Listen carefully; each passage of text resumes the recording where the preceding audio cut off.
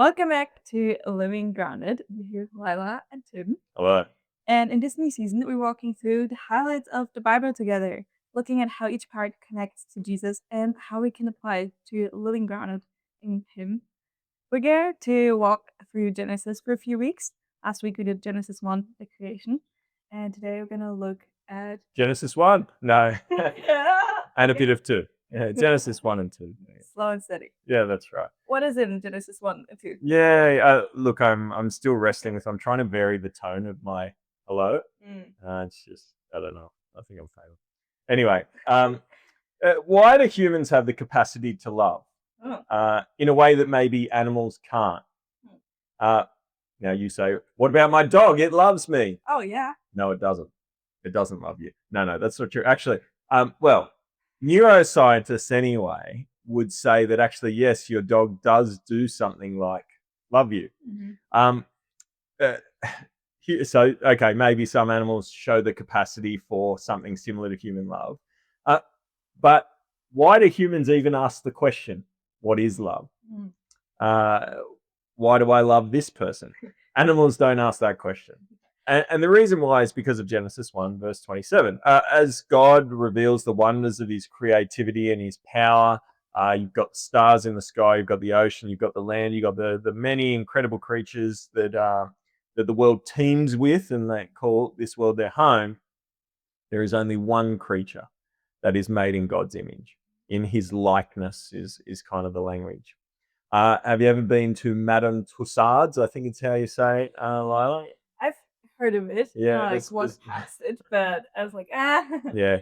I don't know why anyone would go into one. And there's obviously one in Sydney. But the Mm. concept you get, which is that there's these living wax carvings, right? Life likenesses of famous people, usually in a pose or a context that kind of represents why they were famous. So the idea is it's displaying their glory, right? Mhm. And you might remember this from last episode. God's desire is he wants to share his glorious nature. He gave us eyes to see his glory, and minds that could kind of comprehend and understand. And this is also why he makes us in his likeness. We were meant to be living likenesses of God. So not the same as God, not God's. Yes. We aren't meant to be all knowing like God is all knowing, and so on. But we can know things.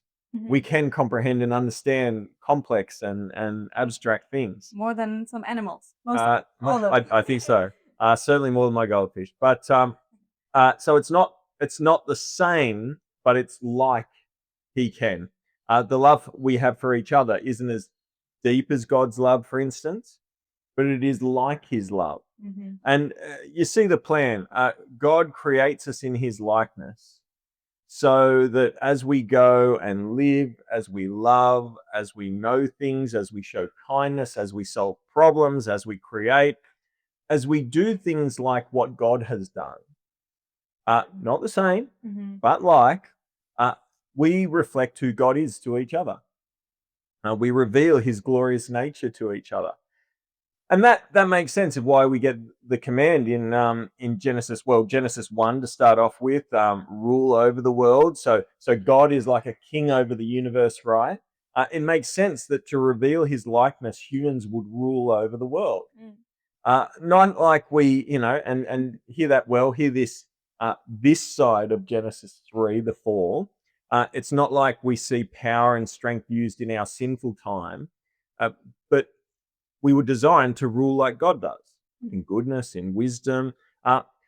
This purpose kind of also makes sense of the command in Genesis 2 to go and be fruitful and multiply. God tells Adam and Eve essentially to make lots of babies, to spread the likenesses of God who reflect his glory throughout the world. So you see the vision, right? You see God's vision. Millions, billions of people who love like God loves, who create like God creates, who have joy like God has joy. That would be amazing. Isn't that wonderful? And they're just, we're reflecting that to each other, and it's wonderful. Now I've skipped over an important piece in this, just to dig into a bit of the detail. Genesis 2:18 to 24. God makes Adam. Adam means man or mankind. But God kind of notes, he says, oh, but there's no helper for Adam to fulfill his purpose. Mm-hmm. There's no, there can't be multiplication With just just one person. And thankfully, none of the animals are found suitable. So God says, let's give Adam a helper. And he makes Eve out of Adam. And she is called flesh of his flesh.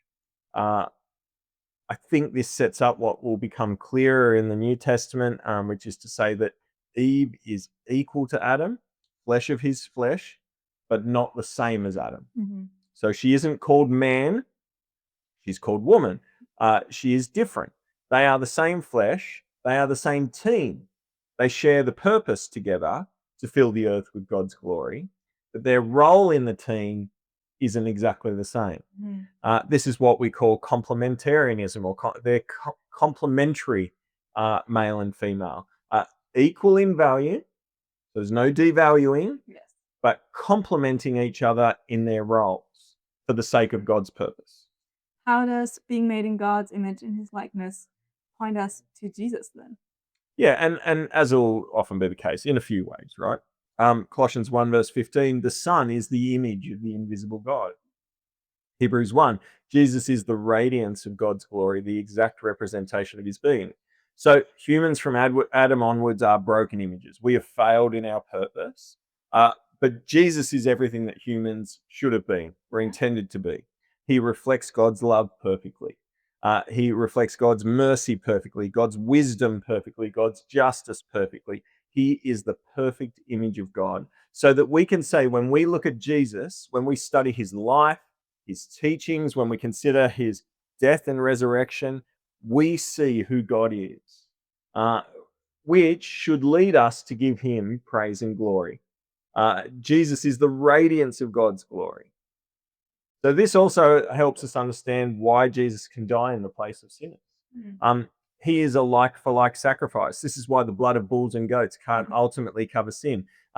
If you stole from a corner store, and the police turned up to say, and said, "Hey, we need to take you away. You're going to spend some time in prison." You can't. What's going to happen if you say, "Hey, my dog's going to go for me," or my sheep, or whatever you want to say? You know what's going to happen. But imagine if your older brother said, "I will take the punishment for them." Well, the police might, obviously Australian legal system, it's not going to fly. But in a sense of understanding of justice, you can see how that is a like for like fairness. It's not fair, but there is a justice to it. What happened to Jesus isn't fair. We have sinned. We failed in our purpose. We devalued God's gift of life. But you can see how Jesus can be a just offering to pay the price for our sin. Final thing, Ephesians 5, Paul says that the reason why God created men and women like he did, that equal value but different roles, actually has, unsurprisingly, a purpose related to his glory, which is that when men and women come together in marriage, the way that they relate to each other as male and female, as man and wife, is designed to point beyond them. It's designed to point to Christ and his church. The husband is to sacrificially love his wife like Christ loves the church. And the wife is to entrust herself to her husband, to lead her like the church entrusts itself to Jesus' leading. And when marriages do this, the picture is we actually point to the wonder, the glory of the gospel. Yeah. Outside of it, marriage, how does this help us to live grounded, especially here in the Wollongong area? Yeah, I wonder where you get your sense of value from. Today, everything we get on our screens says that your value comes from how attractive you are, how wealthy you are, or how funny you are. And the hard reality is that not all of us are attractive, not all of us are wealthy, and not many of us are funny. And it can all go away even if you are those things. That's right. These things are so flimsy. Beauty fades, wealth can be gone in a moment. So, the question I think that a lot of people in the Western world are wrestling with is, where do we find our sense of value beyond those superficial and material things? And the answer is, you should find it in God. You were made in his likeness. You are the most precious thing on the planet as far as he is concerned. And you're precious, even if you aren't funny or wealthy or attractive. You are equally valuable. Women, you are not less valuable than men. Unborn babies are not less valuable than born ones. It's not about your utility, what you can provide. Uh, the reason your life matters is because God made you. You are valuable and you have a purpose. If we are just a collection of atoms, if we are just atoms, not atoms, let's just be clear. But if we're a biological and chemical accident, then your life is utterly meaningless. You can stuff it full of meaning as much as you like, but really, if you boil it down, but if you were made by God for a purpose, if you were made to glorify Him, then you have actually the highest purpose in the universe. In God, this is what we have. We have, and from Genesis 1 and 2, our being created in His likeness, we have an identity and a purpose that we can embrace and joyfully so. It is an identity and a purpose that can fuel your life and bring you joy. You were made to shine, and you can shine with it by reflecting the God who made you. And not just you. The commandment of the new covenant isn't to necessarily go and make babies. You can, but the command is to go and make disciples. Go and tell people about Jesus so that more people will find their true identity, live out their purpose together, so that more and more people will shine and glorify the God who made them. Yeah. Amen. Amen. Very important foundation of the Bible. Yeah. And so where are we gonna go next? Yeah. Genesis 1 again? No, I think we've done Genesis 1 and 2. Genesis 3. No, we'll look at what is the significance of what happens next. Genesis 1 and 2, everything is very good. Identity, purpose, all these things, it's happening. Genesis 3, the great moment where it all goes very pear-shaped, where we become broken reflectors of God, and where the trajectory of history changes, but where also hope begins. Yeah. Great. Looking forward to it. See you next week. Ciao. Ciao.